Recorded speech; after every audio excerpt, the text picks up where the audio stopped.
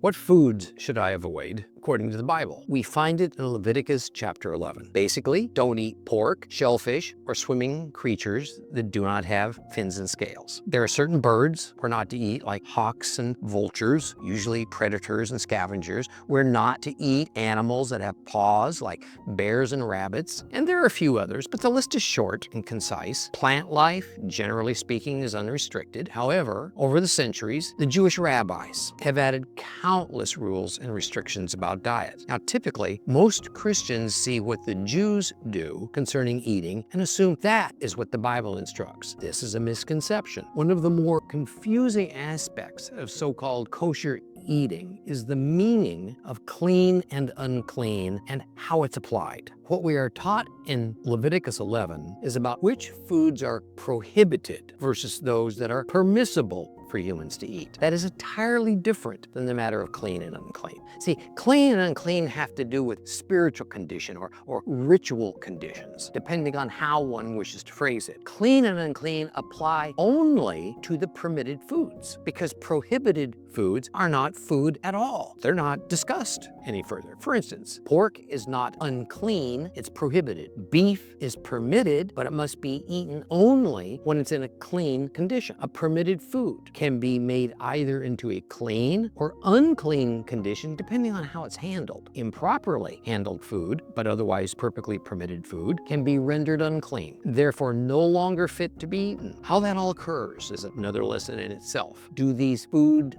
matters apply to believers? Of course. This is because it's part of the covenant that believers signed on to when we all first became believers. And no, Yeshua did not declare that all foods are now clean. Most New Testaments that have that statement included in it acknowledged by the use of brackets that this was an added editorial comment inserted by some writer at a later date. Unfortunately, many modern New Testaments leave the brackets off, and so it makes it appear as though that statement was legitimately original. Now, the ironic part is that even if this statement had been real, original, and true, it was not about which animals were permitted and prohibited for food. Rather, it was about clean and unclean, which only applies to the list of permitted food animals in Leviticus 11. Either way, we are to eat as the Bible tells us to eat. The food list has not changed. It's not been added to or subtracted from. We need to understand that it is indeed a sin not to obey any of God's rules. And that includes what we humans may consume. In fact, if you'll notice, the very first sin in the Bible involved food. Adam and Eve eating a prohibited food item from the Garden of Eden.